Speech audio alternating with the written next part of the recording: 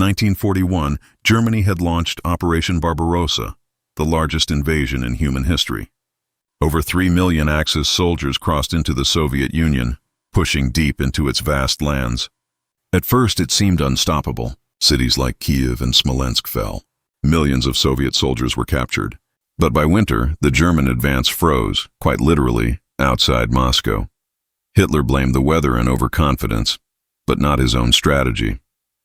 As spring 1942 arrived, he demanded a renewed offensive. His new target, the oil-rich fields of the Caucasus. Vital to fuel the German war machine, and to guard that advance, Hitler wanted one key city on the Volga River, Stalingrad. It wasn't just a strategic point. It carried a name that symbolized the Soviet leader himself. Capturing Stalingrad would be a personal insult to Joseph Stalin and a propaganda victory for the Reich. Operation Blue, the German advance in June 1942. Under the scorching steppe sun, Operation Blue began. Hundreds of German tanks, supported by the Luftwaffe, thundered eastward across the plains. Behind them came the infantry, veterans of previous victories, confident that the Red Army had been broken. At first, they swept aside Soviet resistance with frightening efficiency. Entire Soviet divisions were encircled and destroyed. By late August, the Germans reached the outskirts of Stalingrad. The city stretched for 30 miles along the Volga, full of factories, workers' apartments, and oil storage depots. As the first bombs fell, the Luftwaffe reduced much of Stalingrad to rubble. Tens of thousands of civilians were killed in a single week. But the bombing had an unexpected consequence. The ruins created perfect cover for defenders. On September 13, 1942, the main German assault on Stalingrad began. The Sixth Army, under General Friedrich Paulus, pushed into the city block by block. They were supported by elite panzer divisions and air cover. Yet the Soviets refused to let go. Inside the city, General Vasily Chuikov commanded the 62nd Army, a force of exhausted, under-equipped men who were ordered by Stalin to hold the city at all costs. Behind them, Soviet political officers enforced Order No. 227, not one step back. The fighting was unlike anything the world had seen. Every street, every building, every floor became a battlefield. German soldiers nicknamed it Rattenkrieg, the Rat War, because they fought in basements, sewers, and ruins like rats. Soviet snipers hid in shadows. Mines littered the ground. Hand-to-hand combat became routine. In the ruins of a tractor factory, Soviet workers continued assembling tanks under fire, sometimes driving them straight from the assembly line into battle. The Volga River, frozen in places, became both a lifeline and a grave. Soviet boats ferried reinforcements and ammunition across, even as German artillery tore them apart.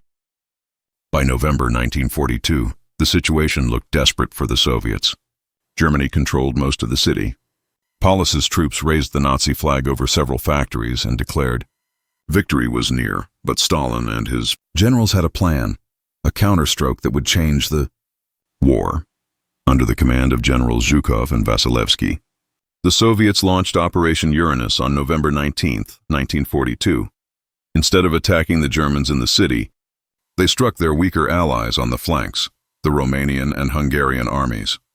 The attack was sudden and devastating. Within days, the Soviet pincers met at the town of Kalash, west of Stalingrad. The entire German Sixth Army, more than 250,000 men, was surrounded. Hitler ordered Paulus to stand fast. Surrender is forbidden, he radioed. The Sixth Army will fight where it stands. Paulus obeyed. Winter hit with full force. Temperatures plunged below 30 degrees C. Supplies ran out. The Luftwaffe tried to airlift food and ammunition, but the planes could only deliver a fraction of what was needed. Starvation and frostbite killed as many men as the Soviets did. Inside the ruins, the Sixth Army began to collapse. Desperate soldiers ate horse meat, then rats, then leather. Wounded men froze in makeshift shelters. The Soviets tightened the noose, bombarding the trapped Germans day and night. By January 1943, the Sixth Army was barely a shadow of itself. On January 31st, Paulus, promoted by Hitler to field marshal so he would never surrender, finally gave up. 2 days later, the last pocket of resistance in northern Stalingrad fell. The battle was over. What remained was horror. Over 2 million people, soldiers and civilians, were killed, wounded, or captured in the Battle of Stalingrad. The city itself was a wasteland of corpses and rubble. For the first time, Nazi Germany had suffered a catastrophic defeat. Hitler's myth of invincibility was shattered. From this point onward, the German army would be on the defensive. In Moscow, church bells rang for the first time since the war began. Across the Soviet Union, Stalingrad became a symbol, proof that even the mightiest enemy could be broken. For the Germans, it marked the beginning of the end. Out of 250,000 men trapped, only about 90,000 survived to surrender, and fewer than 6,000 ever returned home. Beyond statistics lay unimaginable suffering. In the frozen cellars of Stalingrad, German medics amputated limbs without anesthetic. On the eastern bank of the Volga, Soviet nurses dragged the wounded across shattered ice under sniper fire. Civilians, too, endured the unendurable, hiding in basements for months, eating wallpaper paste to survive. Letters from German soldiers tell the story in their own words. "We are fighting not against men, but against ghosts in the snow," one wrote. "The cold is our greatest enemy. It kills faster than bullets." For the Soviets, it was a test of sheer will. Many fought knowing they would not survive, but believing that if they could hold one more street, one more building, the enemy would finally break. The Battle of Stalingrad was not just a turning point in the Eastern Front. It was the moment the entire war began to shift. It destroyed the core of Germany's best army, boosted Allied morale, and exposed Hitler's fatal arrogance. After Stalingrad, Soviet forces went on the offensive, pushing westward. Within 2 years, they would reach Berlin. The path to victory and the fall of the Third Reich began in the ruins of that city on the Volga. For decades after the war, veterans from both sides would say the same thing, that Stalingrad was not merely a battle, but a nightmare that haunted them for life. The ruins were rebuilt, the dead buried, and the city renamed Volgograd.